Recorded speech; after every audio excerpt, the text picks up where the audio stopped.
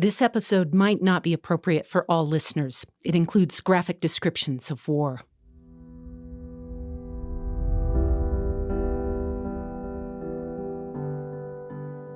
In our last episode, we saw the Plains tribes fighting back against the U.S. soldiers and settlers encroaching on their lands in the months after the Sand Creek Massacre.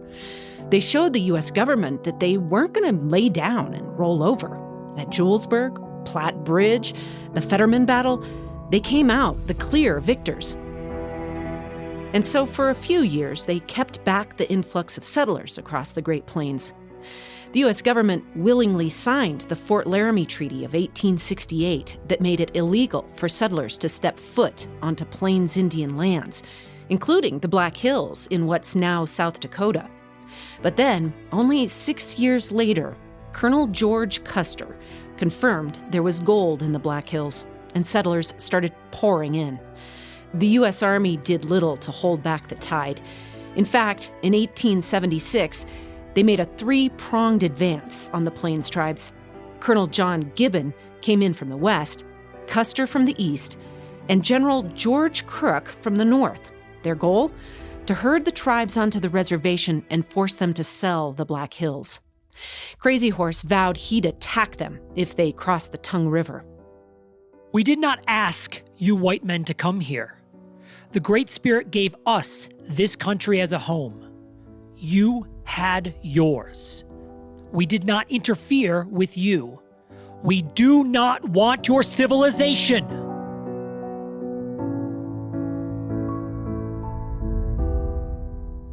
General Crook didn't heed the warning. He crossed the river. Hoo boy, would he come to regret that.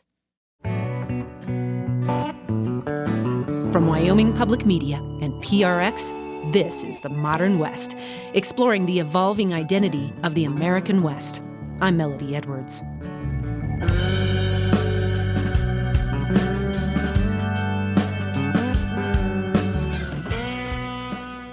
Maybe General Crook felt overly safe because he crossed with the help of Shoshone and Crow scouts. The Crows were particularly motivated to help the government since the Lakota were hunting and camping on land promised them. On Rosebud Creek in southern Montana, they stopped to rest after a very long march. That's when Crazy Horse and Chief Hump charged in with a 1,000-strong war party. The Battle of Rosebud Creek went on for 6 hours straight, a much longer, bloodier battle than Fetterman or Platte Bridge. Minnekoju Lakota historian Donovan Sprague, you'll remember we met him last episode, he says the Cheyenne call it the battle where the sister saved her brother, based on a real rescue of a Cheyenne warrior by his courageous sister. On our tour, we saw a sculpture of it at the Little Bighorn historic site. Brother faced certain death on the battlefield, and over the hill in their finest regalia came this woman, and it was sister, and she swept down there and all the firing, and he jumped on the side of her horse like that, and you can't see him. You can see his arm is showing and a carbine rifle. And then over where the reins are, you see his eyes. He's peeking out, and she's sitting on the horse with her finest regalia, and that big old horse is stretched out, and they're going to safety. Wow. And she rescued him. They got over the hill where the warriors were at safety, and they said there was a lot of high five going on. Donovan says women were often involved in fighting, helping to find and remove the dead and care for the wounded. After the fighting was over, General Crook swore he'd won the battle because his troops were the last on the battlefield. But actually, Donovan says he limped back to Sheridan, Wyoming, a short distance away, and wasn't able to motivate his troops for the Battle of the Little Bighorn just a few days later. Instead, Donovan says, Crook decided to relax. They went back to Sheridan because they were low on ammo, and I guess he couldn't wait to fish. Heard the fishing wasn't bad. It was Sundance season, one of the most important ceremonies for all the Plains tribes, a ritual of renewal for the earth. The famous Hunkpapa Lakota leader Sitting Bull wasn't able to fight in the Rosebud battle because he'd made a heavy sacrifice at the ceremony, Donovan told me as we toured the visitor center. And he cut 100 pieces of flesh, the Sundance. And so he was very weak at the Rosebud. He was, even here, he was convalescing, and his role was not a warrior at all. He was with the women and children to get safety. He's a medicine man. During the Sundance, Sitting Bull went without food or water for 2 days. Finally, he collapsed and experienced an intense vision. And he seen soldiers falling upside down into the camp. He predicted a great Lakota Cheyenne victory. So when Rosebud happened, they thought, well, this must be it. And they said, nope, there's a bigger one coming.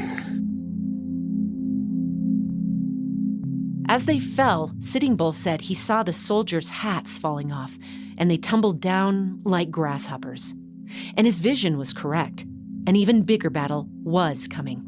Not far away, only 8 days later, on June 25th, as many as 10,000 Lakotas, Cheyenne, and Arapaho were camped together on the Greasy Grass River, now known as the Little Bighorn. That day, teenagers watched over the humongous herd of ponies on the ridge above. One of them was 13-year-old Black Elk. Near the end of his life, he remembered that day in his classic memoir, Black Elk Speaks. Several of us boys watched our horses together until the sun was straight above and it was getting very hot. Then we thought we would go swimming, and my cousin said he would stay with our horses till we got back. When I was greasing myself, I did not feel well. I felt queer. It seemed that something terrible was going to happen. But I went with the boys anyway. Many people were in the water now, and many of the women were out west of the village digging turnips. We had been in the water quite a while when my cousin came down there with the horses to give them a drink, for it was very hot now. Just then we hear the criers shouting in the Hunkpapa camp, which was not very far from us. "The Chargers are coming! They're charging! The Chargers are coming!" Everybody was running now to catch the horses. Then another great cry went up in the dust. "Crazy Horse is coming! Crazy Horse is coming!" Off toward the west and north they were yelling, "Hoka hey!" like a big wind roaring and making the tremolo, and you could hear eagle-bone whistles screaming.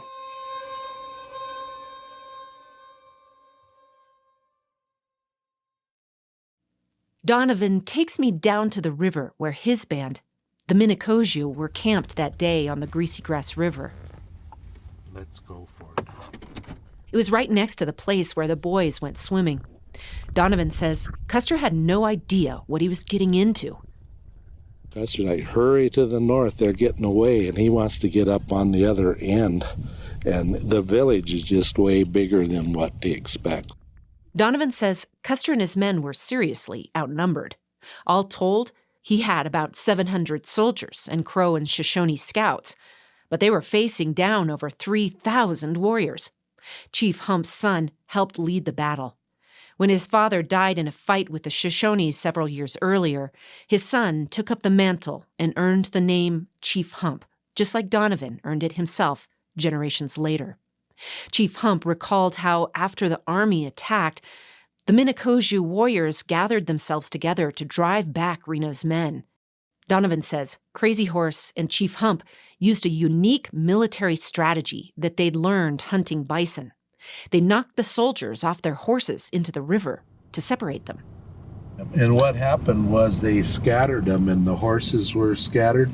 Some were dismounted, and now they've lost their horses, and it's like chaos. And so coming up the ridge, these soldiers were kneeled down shooting, and Hump's on his horse. But this strategy was also risky. It put you up close to the enemy. Here's Chief Hump. The first dash the Indians made, my horse was shot from up under me, and I was wounded. I was shot right above the knee, and the ball came out the hip. I fell, and I laid right there. Driving up into the historic site, Donovan points out a low spot on the ridge, a saddle where Crazy Horse and Hump could run back and forth between the camps and the battle. And that horse cried out, and jumped in the air and throwed him off. And when they landed, it partially pinned Hump. Crazy Horse and Little Crow and others made a corridor around Hump to protect him, because it's right in the heat of the battle here. The rest of the Indians were able to stay on horseback, but I never got in the final fight. So by now, most of the U.S. soldiers were knocked off their horses and fighting on foot. One group of soldiers tried to flee towards the river. Now Donovan and I drive along the sagebrush ridge where all the fighting took place, views of the river down below.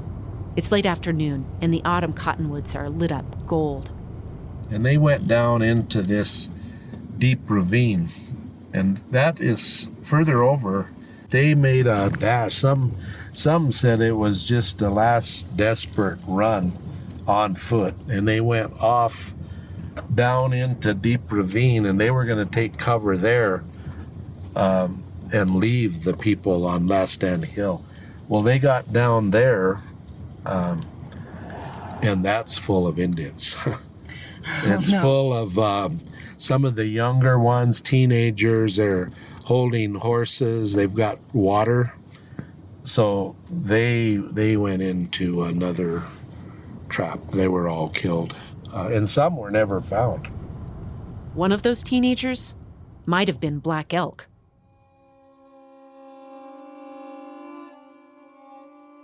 Soon the soldiers were all crowded into the river, and many Lakotas too, and I was in the water a while. Men and horses were all mixed up and fighting in the water, and it was like hail falling in the river. Then we were out of the river, and people were stripping dead soldiers and putting the clothes on themselves. There was a soldier on the ground, and he was still kicking. A Lakota rode up and said to me, "Boy, get off and scalp him." I got off and started to do it. He had short hair, and my knife was not very sharp. He ground his teeth. Then I shot him in the forehead and got his scalp.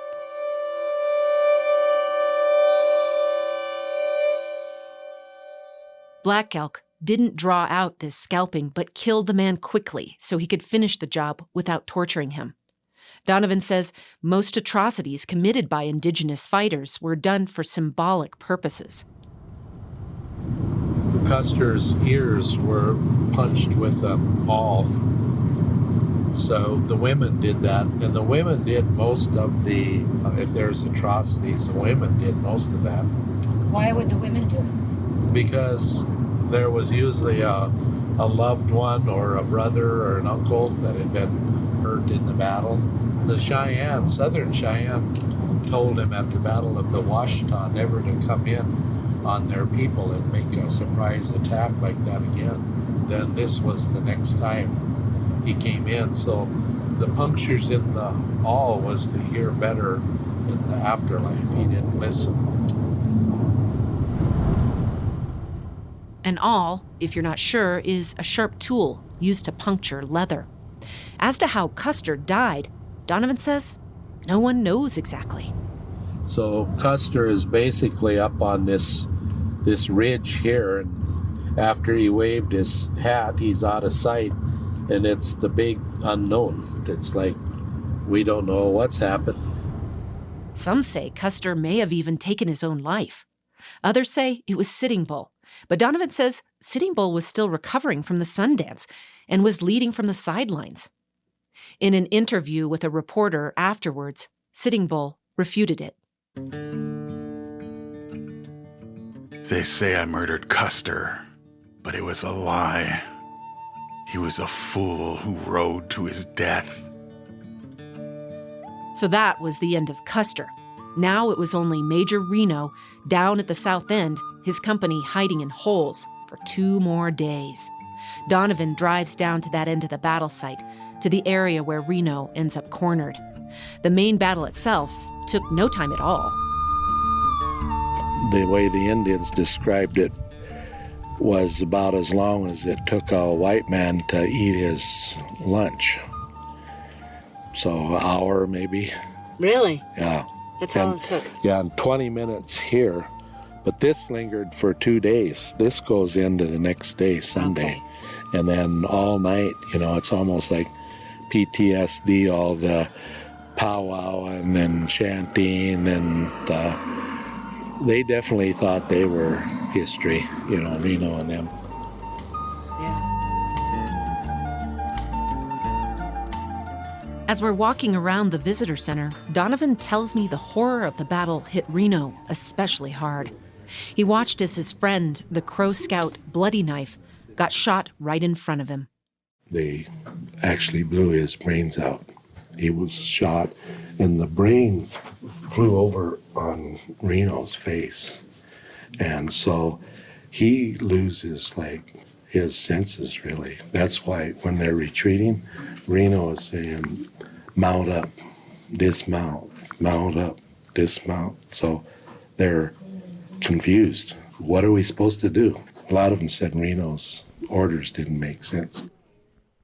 Crazy Horse later defended the brutality of the battle. They say we massacred him, but he would have done the same to us had we not defended ourselves and fought to the last. And because of Sand Creek, they knew how cruel the U.S. Army could be. Young Black Elk ventured out onto the battlefield, where he saw dead horses laying on top of dead soldiers. There were not many of our own dead there, because they had been picked up already. But many of our men were killed and wounded. They shot each other in the dust. I did not see Custer, and I think nobody knew which he was. Black Elk was overwhelmed at seeing all those dead Wasichus, or white people. I could smell nothing but blood, and I got sick of it. So I went back home with some others. I was not sorry at all. I was a happy boy. Those Wasichus had come to kill our mothers and fathers and us, and it was our country. While I was in the brush up there by the Hunkpapas and the first soldiers were shooting, I knew this would happen. I thought that my people were relatives to the thunder beings of my vision, and that the soldiers were very foolish to do this.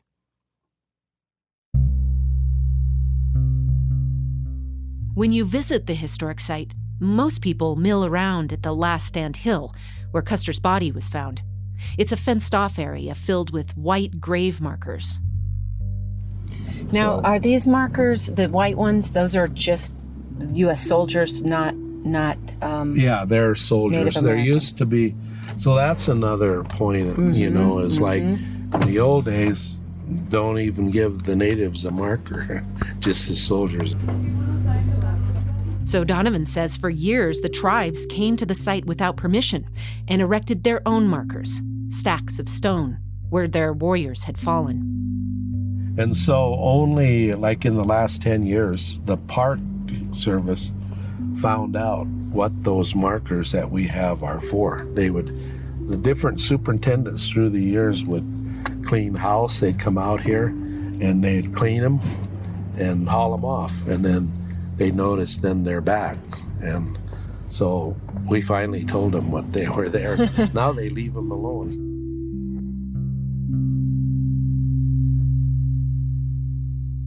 And recently, the Park Service began putting up black markers to show where Indigenous warriors fell. But it's clear that many visitors to this battlefield don't understand its significance to the tribes. In the visitor center, someone overhears us talking and approaches Donovan, an older guy, and his wife. He expresses remorse for the Battle of the Little Bighorn. Kind of a big mess, huh? Horrible. Big victory. Well, eventually, though, it's just... Donovan tells him that in South Dakota, there are holidays that other states don't recognize. They had 2 working holidays, June 25th to celebrate Little Bighorn Day and December 29th for Wounded Knee Day. And you won't find no natives working, or tribal offices are closed then, but those are days for us, big victory days. Yay.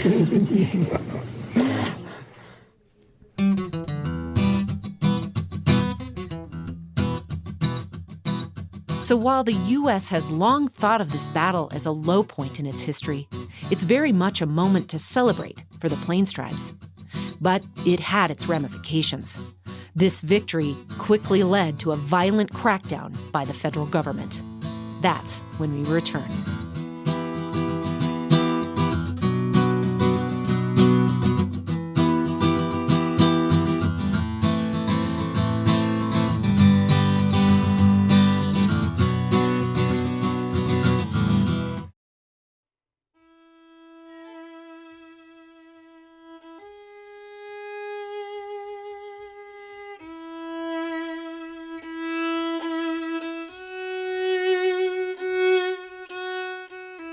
The glory of winning the Battle of the Greasy Grass didn't last long.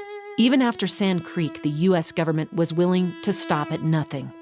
From 1872 until 1874, 2 years after Custer's defeat, the U.S. Army killed 5.4 million bison. And the killing continued until by 1885, there were only 325 left. It radically changed the dynamic of the war. Donovan says one by one, the Great Plains chiefs started turning themselves over. Only less than a year later, from the great victory, are the surrenders. Less than a year later, it's like a wagon of settlers, a family could come across Wyoming here and never see Lakota. And so they were removed from this area, even though the treaty had boundaries, clear over here to Fort Laramie. That treaty land would be diminished also. Crazy Horse's surrender didn't go so smoothly. In 1877, when the soldiers were bringing him into Fort Robinson, he struggled and a soldier stabbed him with a bayonet and he died. 4 days before his death, he smoked a sacred pipe with Sitting Bull and shared a dream for the future of Indigenous people. Upon suffering beyond suffering, the Red Nation shall rise again, and it shall be a blessing for a sick world. A world filled with broken promises, selfishness, and separations. A world longing for light again.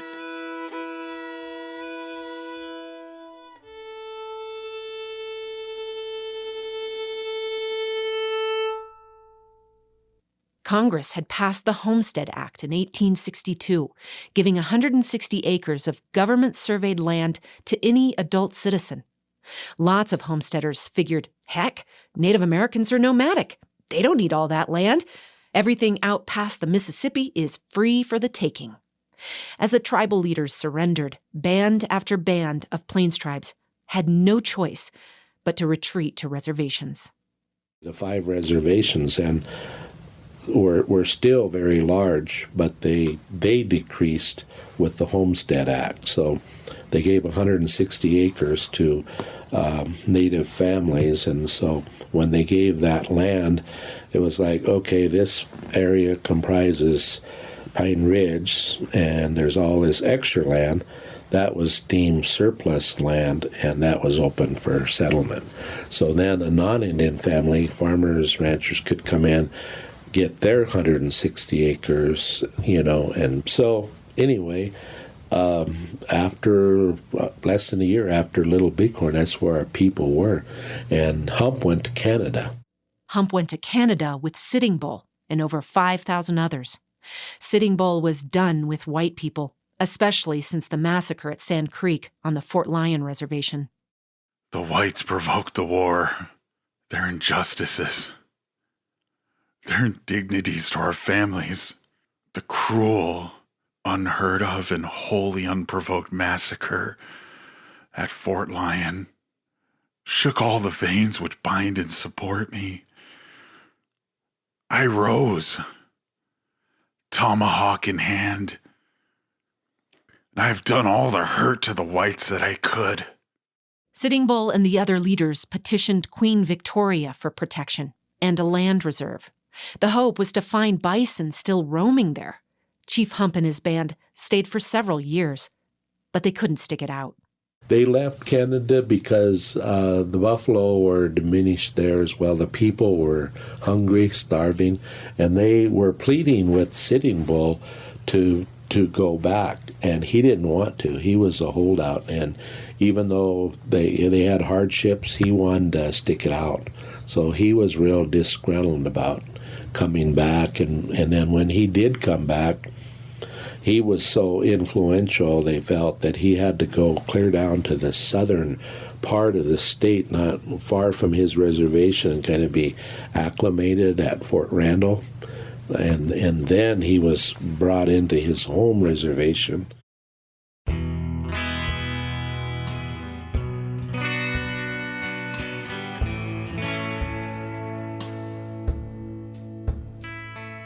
It had now been over 20 years since the Sand Creek Massacre, over 20 years of defending their way of life, fighting for their religion, language, their very survival.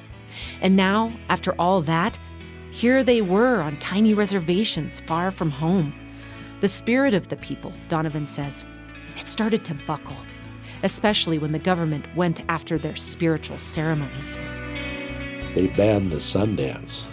So your winter counts are gone, your history is gone, and the women, I found, they started the star quilt. They started quilling and doing more of the arts and kept themselves busy. But the man, that's when he turned to alcohol real heavy, because now his job was first of the month, beef issue, you go down and shoot that cow in a pen, and that's your food, and they dress it out, and then he goes home. He's idle for the rest of the month.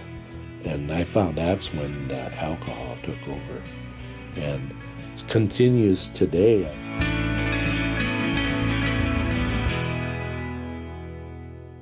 But then along came the ghost dance. Hey ya, hey ye, neni sana. Hey ya, hey ye, neni sana. Hene jase hi cha u, hey ye. Hene jase hi ka u, hey ye. Na ta beni senati, hey ye. It started with the Paiute in Nevada in the early 1870s, a new dance ceremony that promised to bring back your dead loved ones. Tribes across the West had lost so many. Mothers, children, spiritual leaders. The sorrow felt incurable, immeasurable. But here was a glimmer of hope. Sitting Bull and Hump decided they should bring the dance to their people. By December 15th, 1890, him and Hump are the son of Hump, are the two main ghost dancers. They're practicing the ghost dance. Religion is spreading, and the military are very fearful of this. They thought if you danced, you went on the warpath. But for the ghost dancers, it wasn't about violence at all. In fact, the spiritual guide named Wavoka traveled the country teaching indigenous communities about it. And he said the dance would succeed if there was peaceful coexistence and a strong work ethic.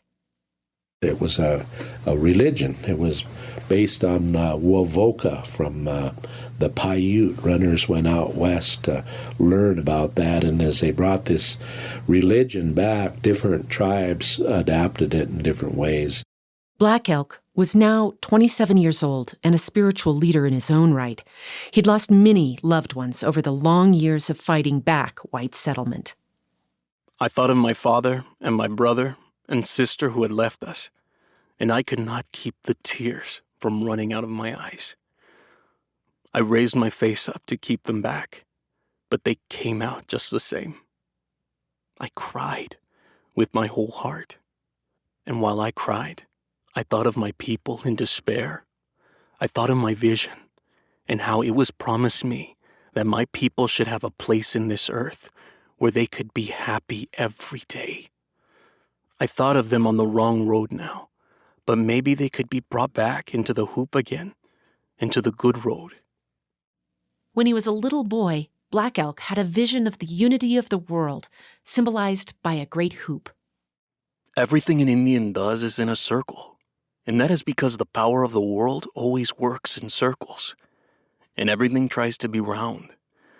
The sky is round, and I have heard the earth is round like a ball, and so are all the stars. With the ghost dance, he hoped to bring that vision to life. Most of the people wailed and cried as they danced, holding hands in a circle, but some of them laughed with happiness. Now and then someone would fall down like dead, and others would go staggering around and panting before they would fall. While they were lying there like dead, they were having visions, and we kept on dancing and singing, and many were crying for the old way of living, and that the old religion might be with them again. While Black Elk danced, he experienced another vision. This time, the dancers wore special painted shirts to protect them from harm. After this, he went back to his teepee and mass-produced lots of these shirts for all the dancers to wear. But Donovan says the Standing Rock Indian agent, John McLaughlin, interpreted all this ghost dance fervor not as grieving, but as an imminent threat. Then, on December 15th, 1890, McLaughlin refused to hold back any longer.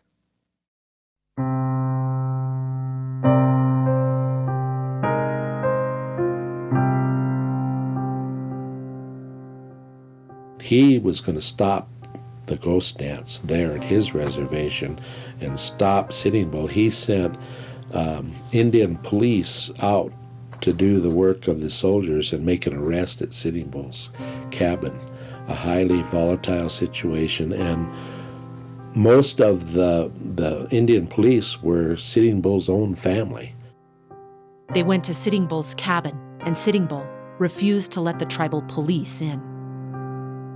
Knock on the door, and then next shots are exchanged. Sitting Bull is shot dead in his house. His son, Crowfoot, is shot dead there. Some Indian police were shot dead. And meanwhile, outside on the south side on the Zagrand River, and ghost dancers were all camped there in teepees, and they were just, appalled and shocked. There goes, our leader lies there. They fled to Cheyenne River, over 100 miles away to Hump's camp. Now, with Sitting Bull murdered, the Army really had something to be afraid of. They started rounding up all the tribes in the area, insisting they must come camp at Wounded Knee. Chief Hump agreed to bring in his people, and Chiefs Bigfoot and Spotted Elk did too. Even though there were only about 350 people there, the Army brought in 500 soldiers and surrounded the camp with 4 big, rapid-fire guns. At dawn, on December 29th, the soldiers started searching the lodges to make sure everyone was unarmed. They collected a few dozen rifles. Then at one lodge, the ghost dancer Yellowbird started taunting the soldiers. At that moment, they demanded the gun of a deaf man, Black Coyote. But he couldn't hear them, and confusion ensued. Black Elk learned about what happened next. He took the other man's gun and then started to take Yellowbird's, but Yellowbird would not let go. He wrestled with the officer, and while they were wrestling, the gun went off and killed the officer. Then suddenly nobody knew what was happening, except that the soldiers were all shooting, and the wagon guns began going off right in among the people. Instantly, the Army started firing directly into the camp. Black Elk and his friends heard the gunfire and donned their ghost dancing shirts and rode out into the attack. We followed down along the dry gulch, and what we saw was terrible. Dead and wounded women and children and little babies were scattered all along there where they had been trying to run away. The soldiers had followed along the gulch as they ran away and murdered them in there. Sometimes they were in heaps because they had huddled together, and some were scattered all along. Sometimes bunches of them had been killed and torn to pieces where the wagon guns hit them. I saw a little baby trying to suck its mother, but she was bloody and dead.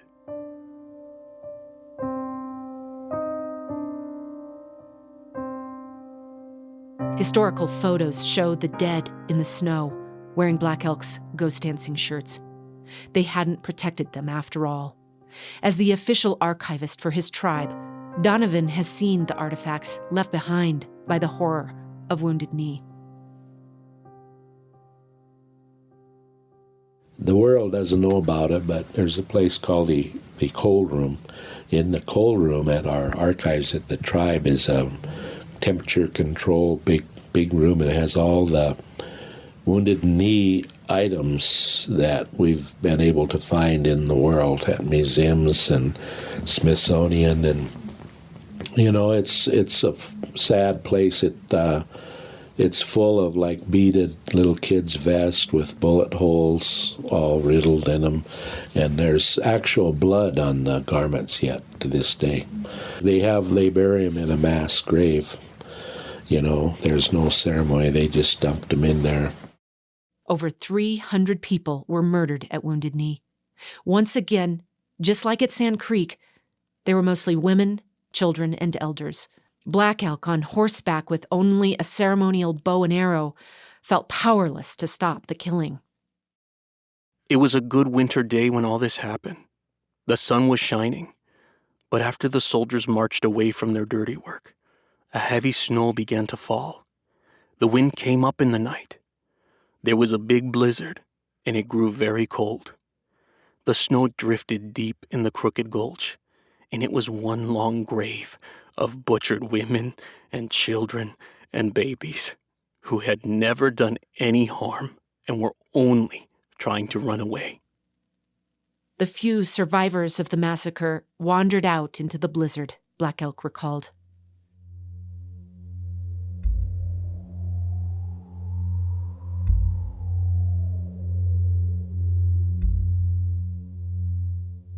It was dark now, and late in the night we came to where they were camped without any teepees. They were just sitting by little fires, and the snow was beginning to blow. We rode in among them, and I heard my mother's voice. She was singing a death song for me, because she felt sure I had died over there. She was so glad to see me that she cried and cried. I think nobody but the little children slept any that night. The snow blew, and we had no teepees. After that, Black Elk's hope that the ghost dance could awaken their ancestors to rise up and fight off the whites, he saw that hope die on Wounded Knee Creek. I did not know then how much was ended. When I look back now from this high hill of my old age, I could still see the butchered women and children lying heaped and scattered all along the Crooked Gulch, as plain as when I saw them with eyes still young. And I could see that something else died there in the bloody mud and was buried in the blizzard. A people's dream died there. It was a beautiful dream, and I, to whom so great a vision was given in my youth. You see me now, a pitiful old man who has done nothing, for the nation's hoop is broken and scattered. There is no center any longer, and the sacred tree is dead.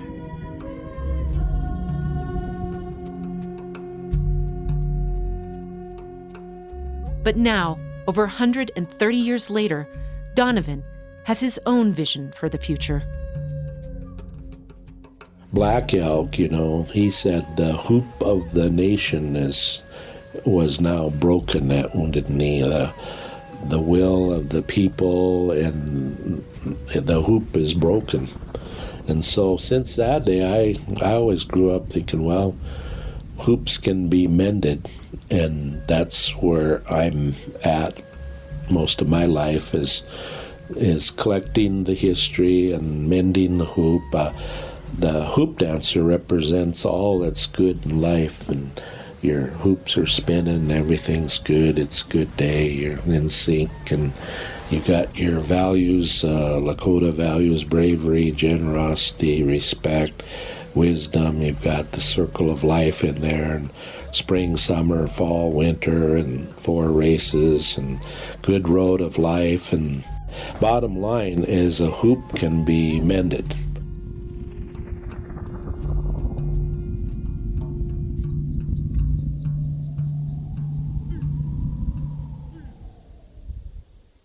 And Donovan isn't alone in this work.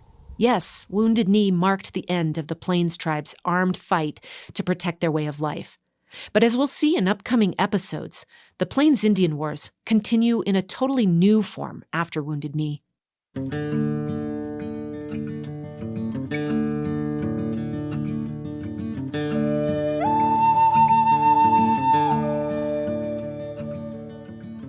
Next time on Mending the Hoop, the U.S. government came up with a devious way to suppress the Plains tribes without guns or battle, by taking away indigenous children and shipping them to faraway boarding schools.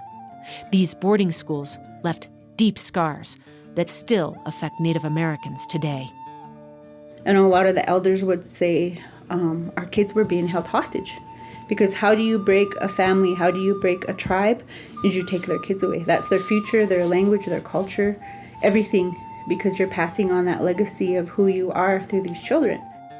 Now, though, tribes like the Northern Arapaho are reclaiming these children's remains and burying them at home as a way towards healing. Just one of many ways that tribes are mending the hoop. I'm Melody Edwards. Our story editor is Ojibwe playwright Marty Strenzewilk. Noah Greenspan is the assistant producer and line editor. Our sound designer is Charles Fournier. Luke Foring is the digital producer. Thanks also for help from Sarah N. Leverett, Tina Unger McGee, Emily Jankowski, and Courtney Blackmer Reynolds. History reenactment by Hopi Apache actor Phil Ava. A Hashiman and Black actor, Brian Green, and Ojibwe actor Marty Strenzewilk. To see Anna Castro's original photography for this season, go to our website at themodernwest.org. Music by Apache musician Andrew Vasquez and Tlingit musician Kasky Russell.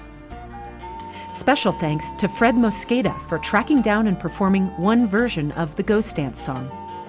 Our theme song is by Screen Door Porch.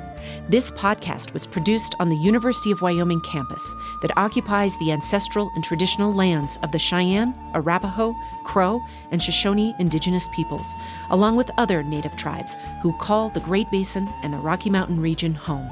We recognize, support, and advocate alongside indigenous individuals and communities who live here now and with those forcibly removed from their homelands. The Modern West is a production of PRX and Wyoming Public Media.